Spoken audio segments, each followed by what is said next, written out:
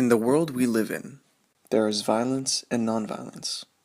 They share one thing in common, and that is that they are both looking for an audience to pay attention to their cause and what they are trying to achieve. But where we choose to pay our attention to can create a functional behavior out of it. Careful where you pay yours. What is a functional behavior, you might ask? The term functional behavior can be used to describe a behavior that yields a desired result, and it becomes functional due to the attention it receives, no matter whether it be violent or not in nature.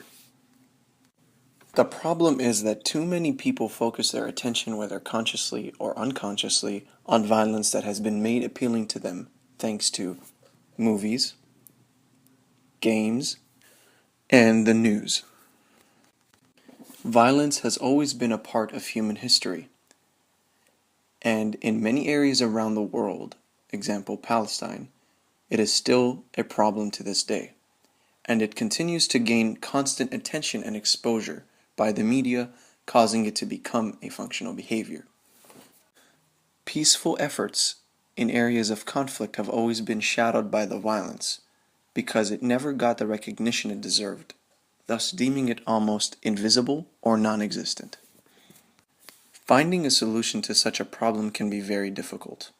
Although we cannot totally eradicate violence completely off the face of the earth, there are things we can do to minimize and control it. A good place to start making a change is by raising awareness to the masses about functional behavior through the educational system on many levels, that any behavior can become a functional one if enough attention was paid to it.